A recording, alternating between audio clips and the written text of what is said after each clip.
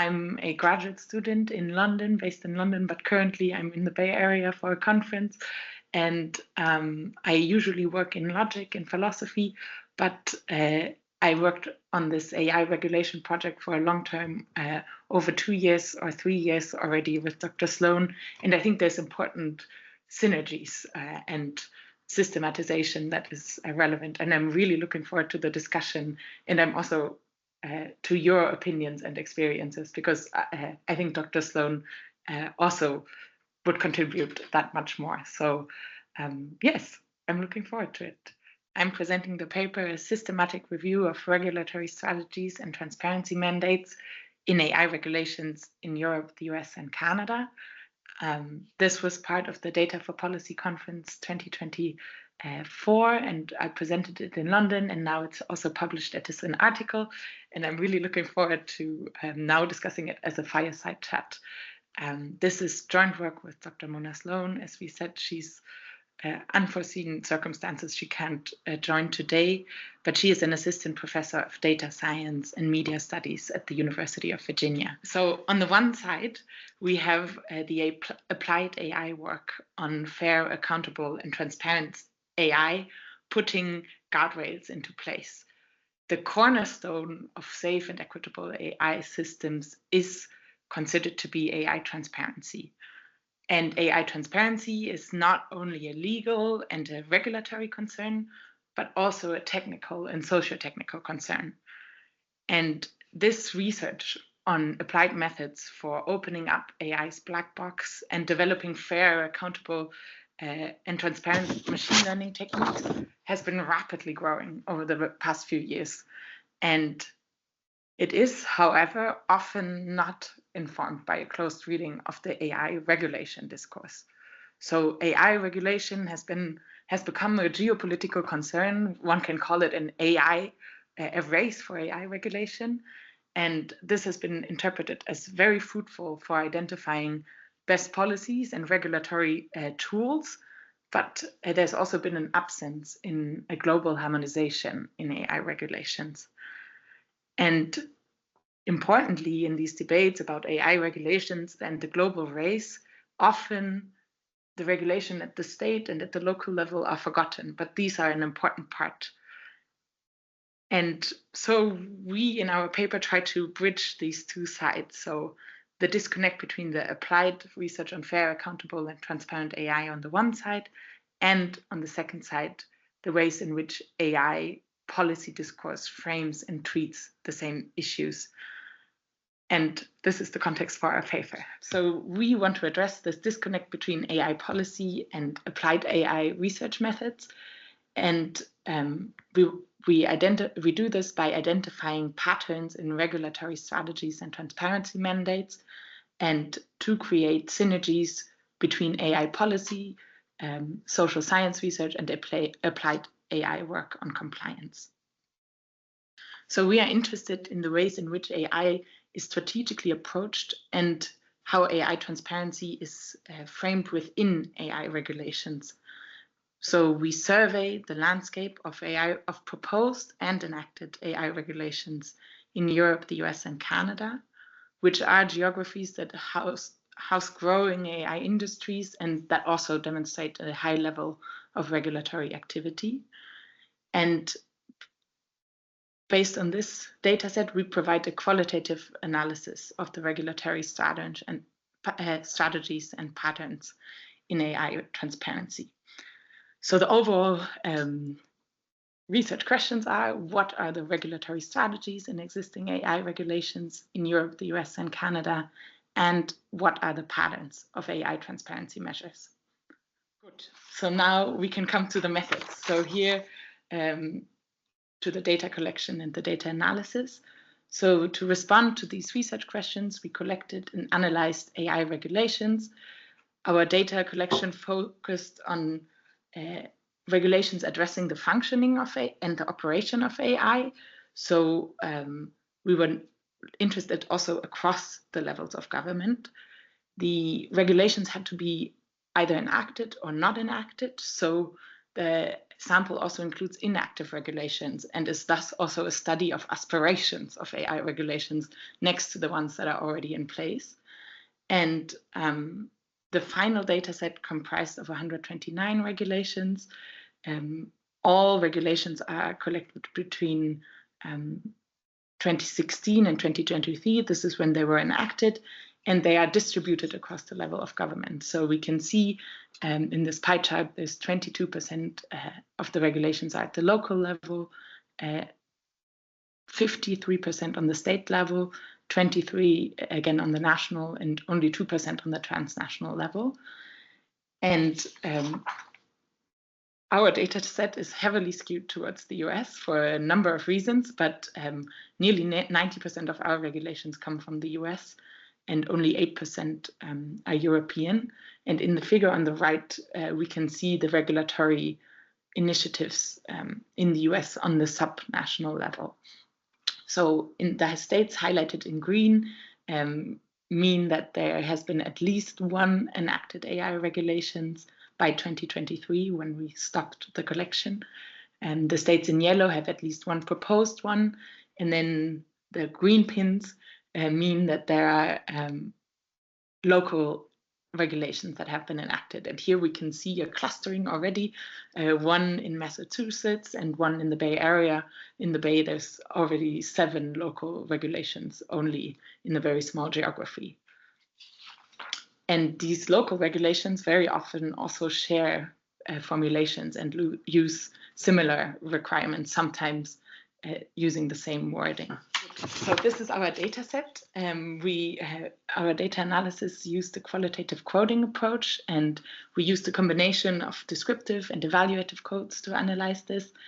And during this process, the patterns began to emerge around regulatory strategies and transparency mandates.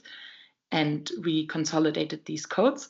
And the full data set, as you see, like here, is with the names, codes, and the affected population, is an appendix to our paper. So it's openly accessible with the paper right now. And I think here's also the moment to pause and think about the limitations. So our data set, of course, has a number of biases. We are absolutely Western-centric. We exclude regulatory developments of AI in other geographies. This is also geographies with very important AI industries, such as China or India, and also those excluded from this global technology discourses. So I think hopefully we can come to this in the discussion, and maybe there's other aspects here. And we focus on the AI regulations as they are presented. And so we don't look at the social and the political processes around the lawmaking of AI regulations. So this is not, it does not address the issues of inequality in AI regulations. Good. With these limitations in our mind, we can now move to the findings.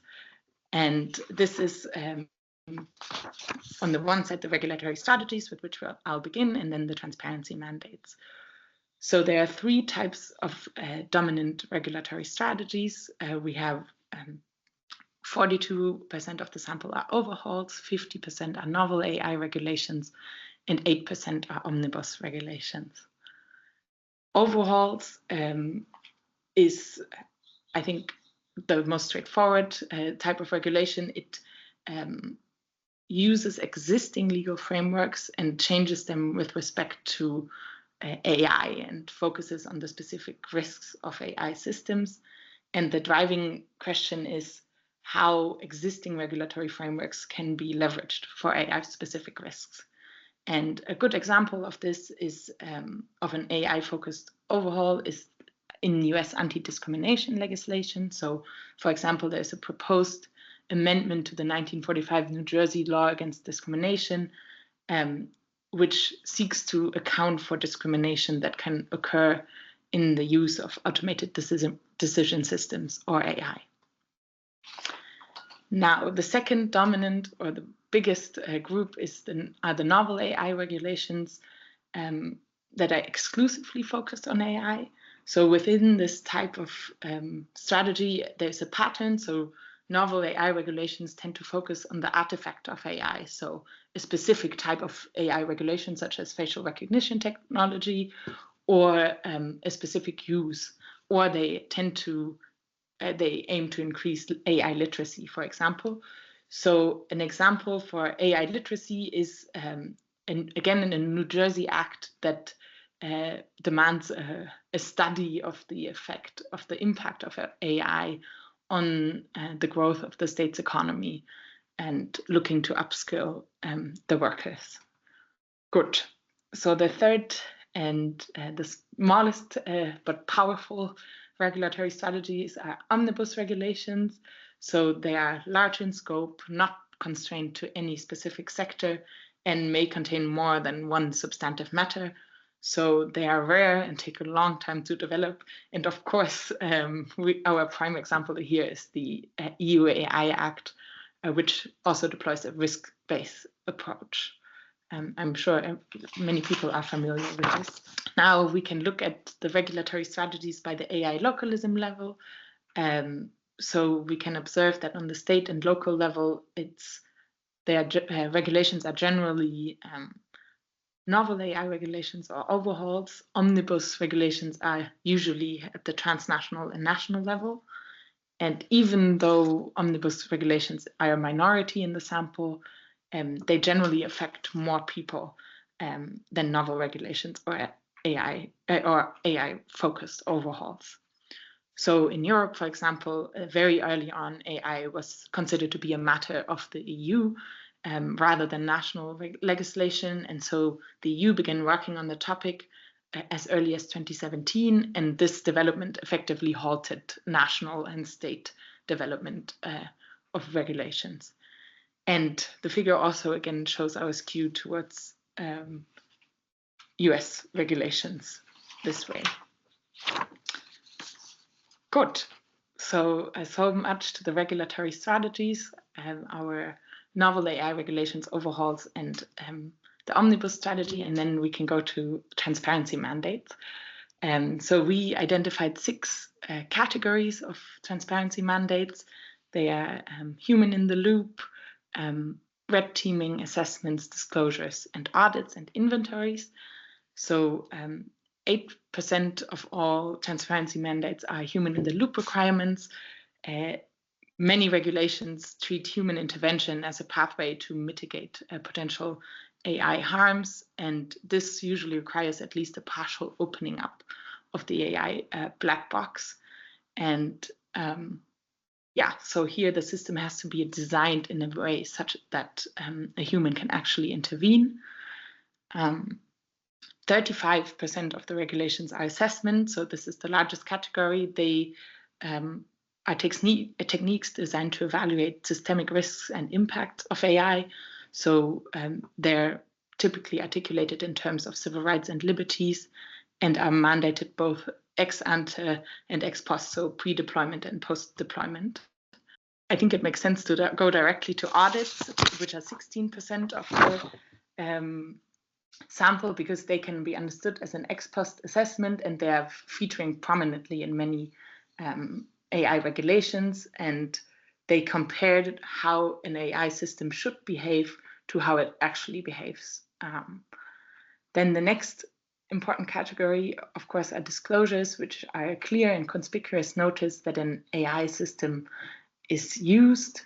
Some AI regulations require disclosures for bots, advertisement, automated decision systems, and content moderation as well. And then 13% of the transparency mandates are inventories. So they give an overview of the use cases of specific technologies and can include the training data and also information on the functioning and liability of the AI systems. Inventories are not always public, and they are not necessarily comprehensive.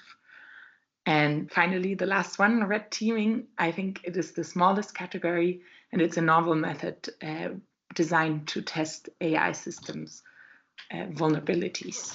So when we look at mandates, we have to look at a beautiful chart, and that is our heat map of the transparency mandates, and the combinations of those. So I think 48 out of the 129 regulations do not assign any transparency mandates, and then some require more than one. So, and here we can look at the heat map across the diagonal. We can see that 55 regulations require some form of assessment, 42 some form of disclosure. And then interesting is the form of combination of transparency mandates, right? So 46 of the 29 regulations have 2 or more transparency mandates. And for example, 24 regulations require disclosures and assessment. And here we can see that this heat map is symmetric across the diagonal.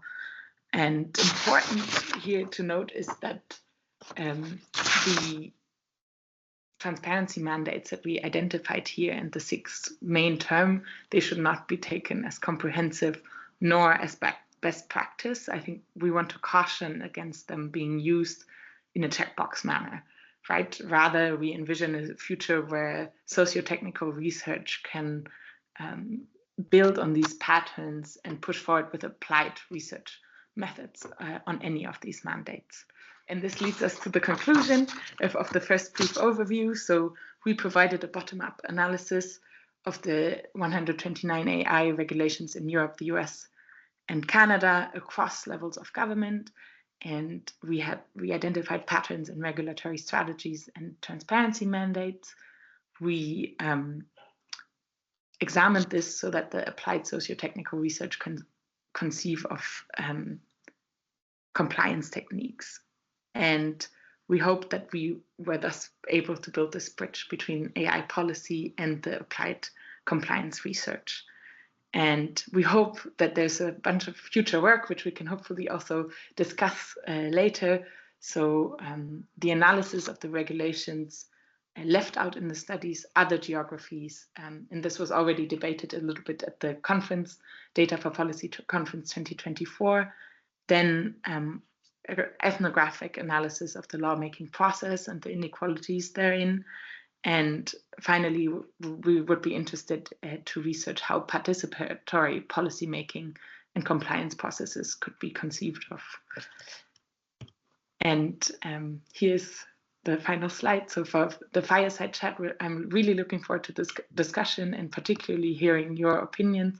Thank you very much. So that was the summary. I'm looking forward to discussing with you and your questions, Zeynep, and I hope this gave a broad overview of what we did in this paper. So the first question, I read your paper fresh, basically. I finished reading it a couple of hours ago.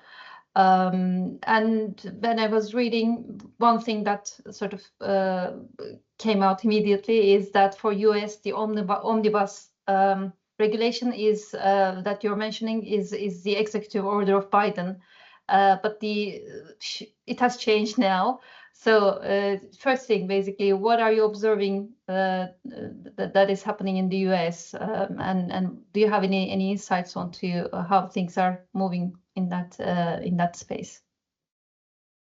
So it's true that because our paper came out, I think now almost a year, like a few months ago, but we stopped the data collection a long time ago. So for us, the executive order was the final regulation we had to include in our sample because it was so key and it was bound to other regulatory initiatives. And now with the change in administration, of course, this changes and there's new regulations.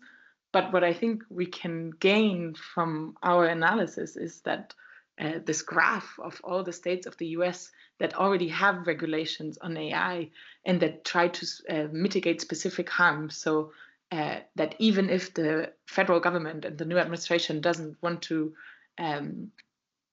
go forward with the regulations and undoes much of what the previous one has done, there exists this framework already, which is very different to Europe, for example, right? Mm-hmm. I think, yeah, but this is, I think, the timing which makes this paper again relevant with the new administration. Yeah, of course, it's obviously quite very relevant. I was just curious to hear if you had any thoughts about how things are moving. Okay, related question then. Major regulations, I think you're mentioning this in your paper as well, like GDPR, EU Act. It took years, many years to get to the current point, basically.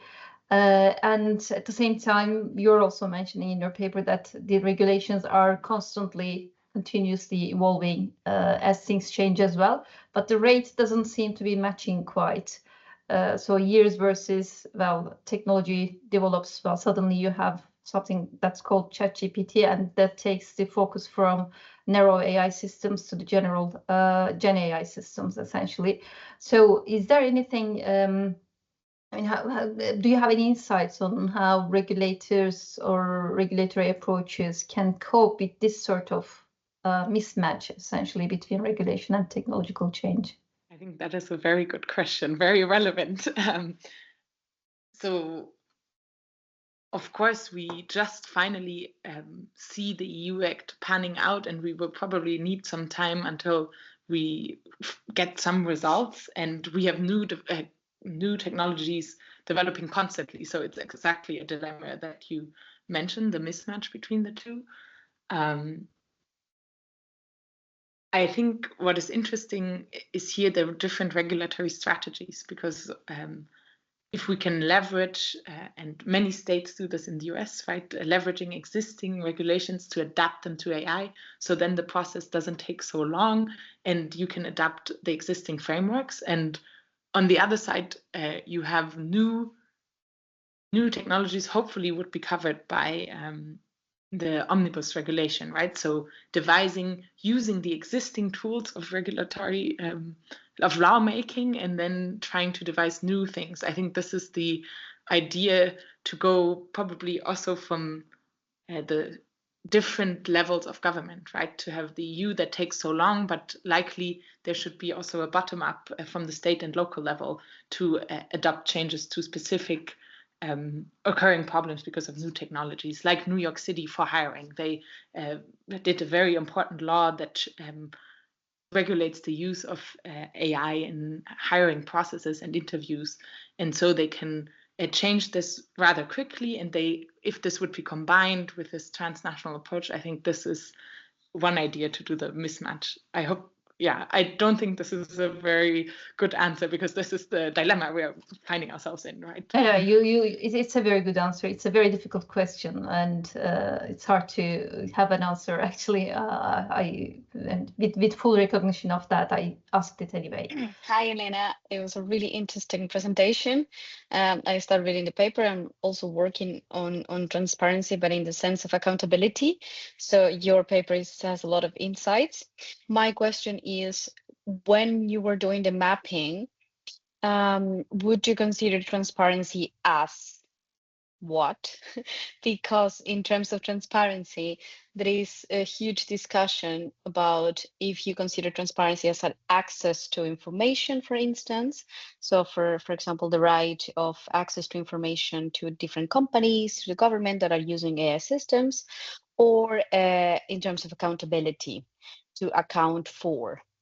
Or is transparency in terms of the flashcards that companies are using in the codes of conduct, in regards to what the final user should know about the AI system? So the transparency is like an umbrella term.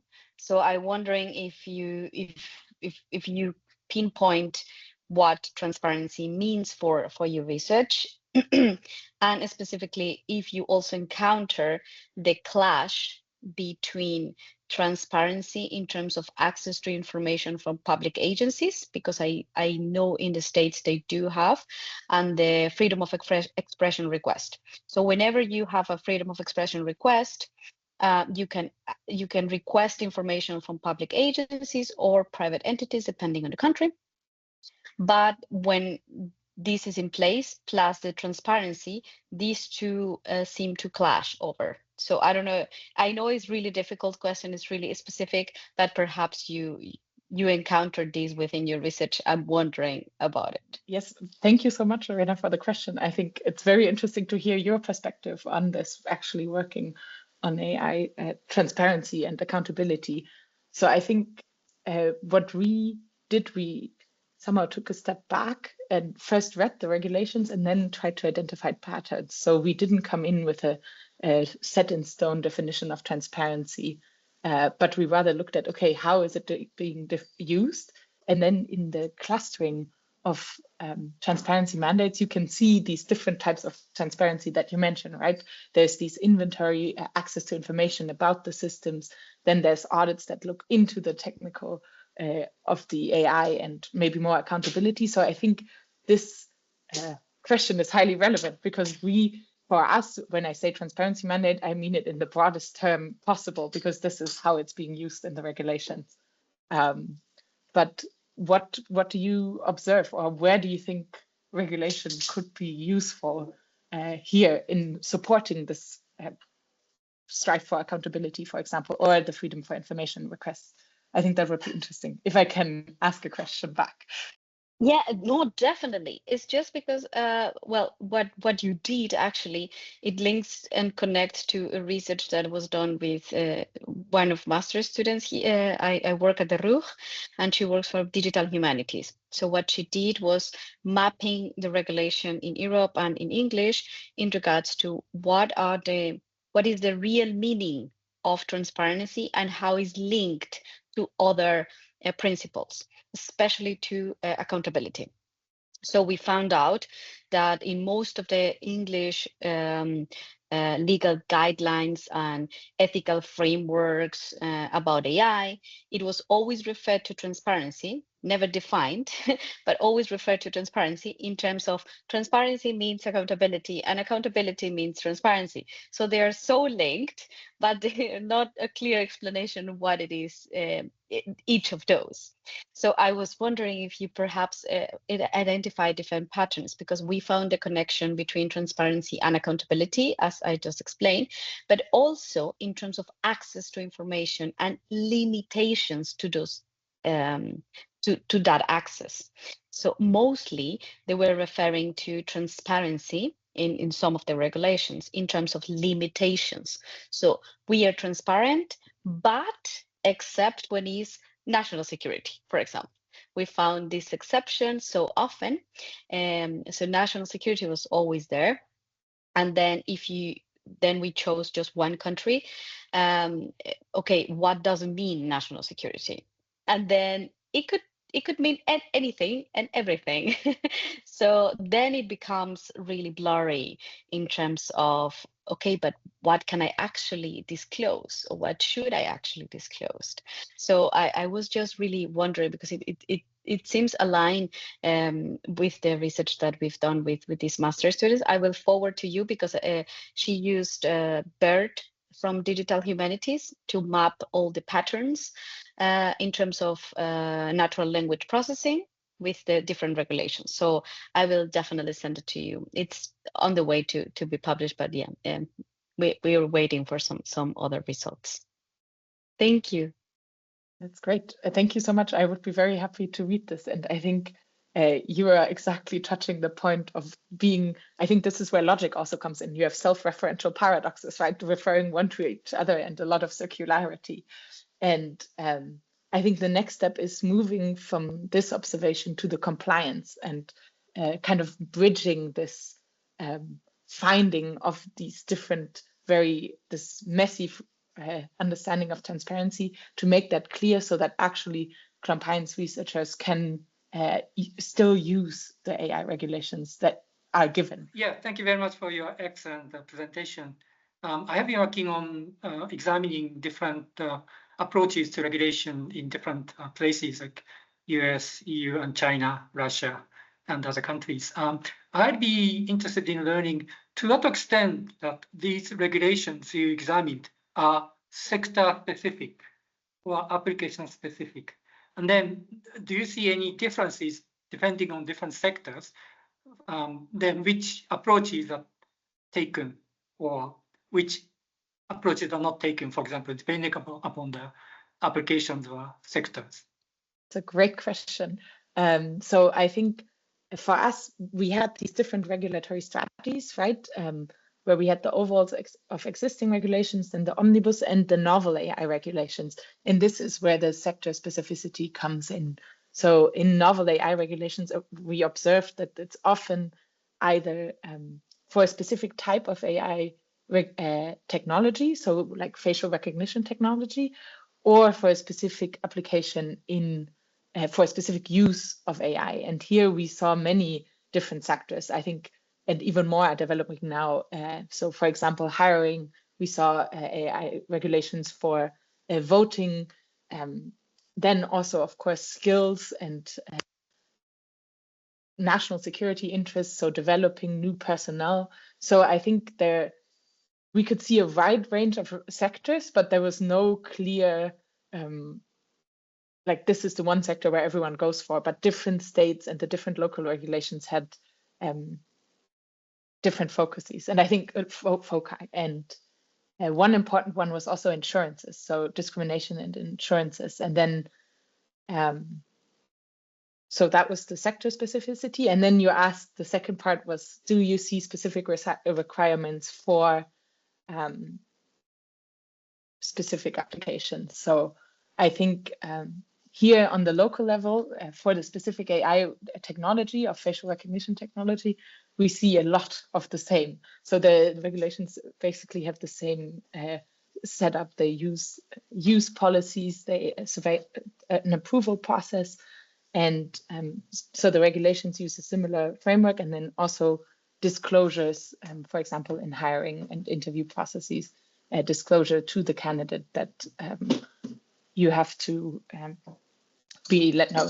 You have to be informed, of course, notified of the use. I don't know if that is a little bit of a messy answer, but that is also the picture, I think. So, and I would be interested if you see such things in your regulation, what you observe.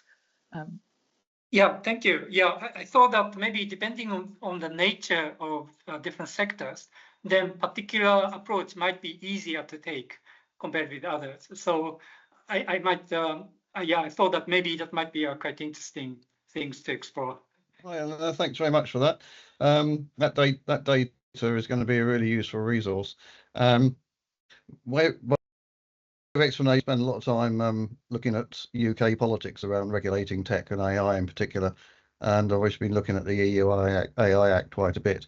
To some of the earlier conversations, I just stuck a link in the comments to something I'd done with Karen Young at Birmingham Law School, I think some of you know, and also my daughter who's at King's just finishing a PhD. So you have to touch base some point, Eleanor.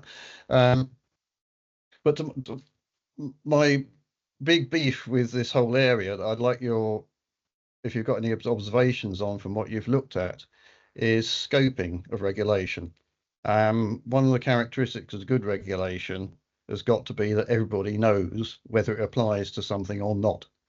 Is something in scope of the rules, or is it not in scope? And every paper you read on AI says there's no agreed definition of AI, and the default seems to be the OECD definition, which is both unpassable in an English grammatical sense and also completely meaningless when it comes to scoping regulation, in my view. And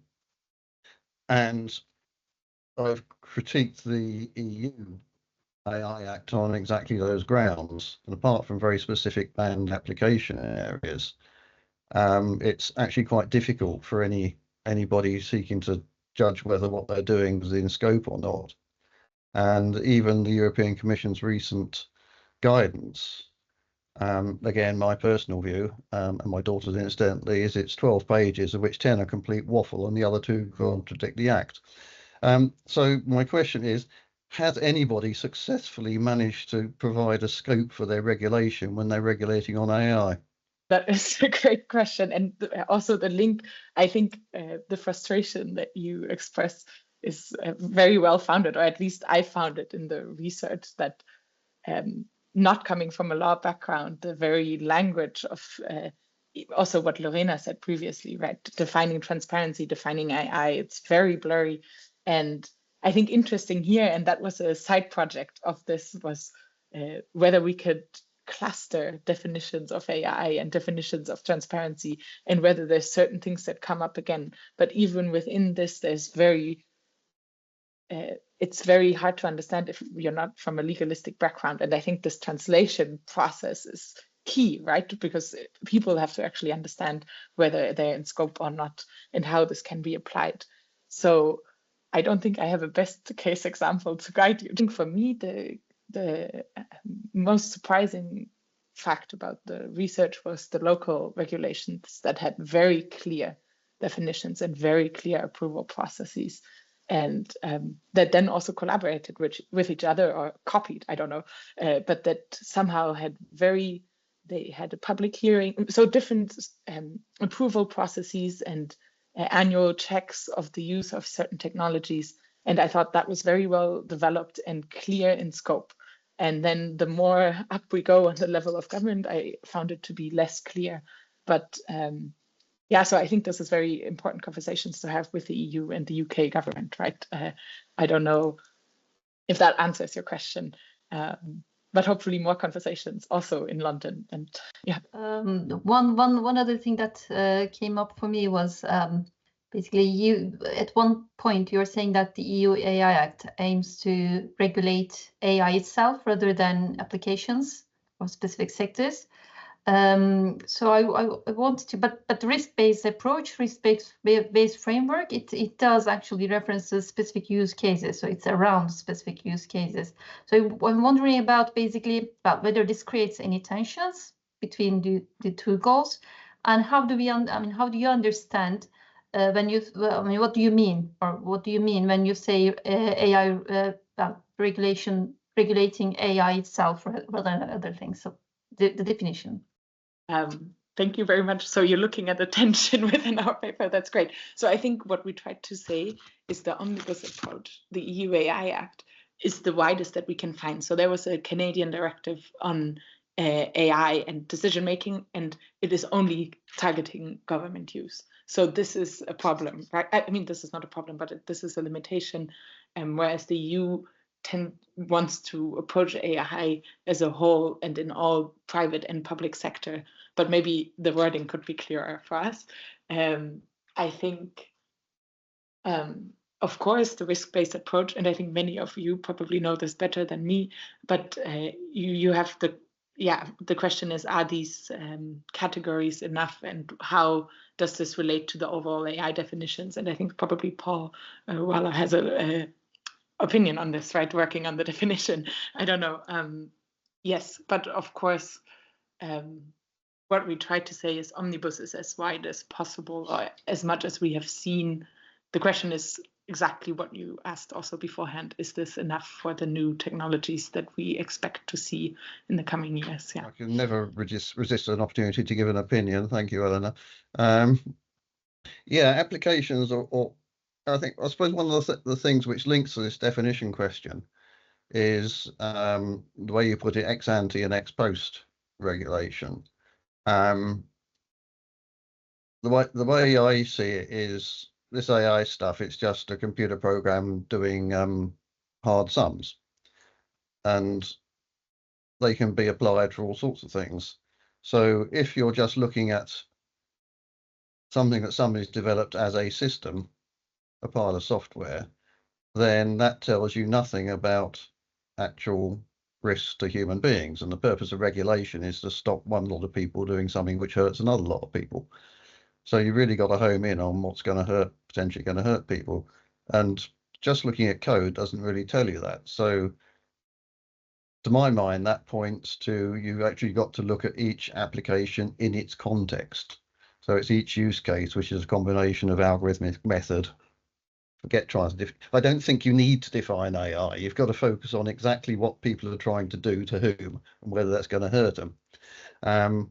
So you've got to come in at the much later stage before something is deployed, but after the use case is well defined and the method is well defined. So I remain unconvinced that any kind of product-based approach or system-based approach ex ante is any use in this space. You might as well, if you substitute Excel spreadsheets for AI, you end up with exactly the same set of issues, and it becomes much clearer then that you're not going to try and regulate Microsoft's development of Excel, but you are going to look quite seriously at what terrorists might be doing with it. That's the way I try and disentangle this is it application, is it system, is it general purpose technology or anything like that, but just coming down to what is it we're trying to do with regulation. But I think I wanted to add that this is relevant, very relevant what you say, because the different contexts and applications within the risk-based approach that it's trying to capture, it is interesting then to look at the transparency mandates they require, right? So is there ex ante and ex post assessment? Do we require audits? And I think this was the analysis that we did of the very high level of only the transparency mandates within the different risk categories of the EU AI Act. Coming back to your question, Zeynep. Yeah, that's last point actually on the transparency mandates. So you have these 6 different transparency mandates coming out from your analysis.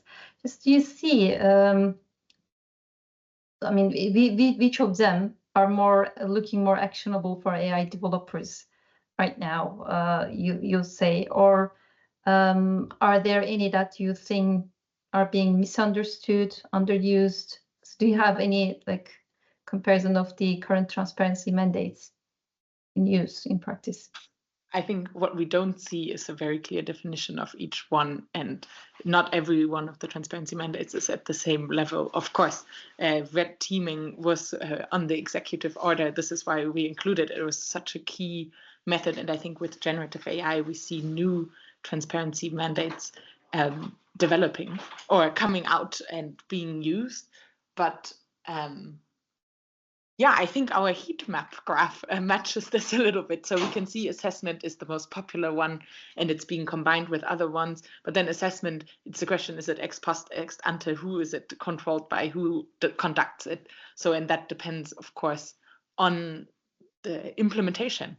And this is what we try to get at that people and researchers working on compliance can look at it and say, okay, so many regulations require us to do assessments. What does that mean, and how can we develop it for a specific context and in a specific sector?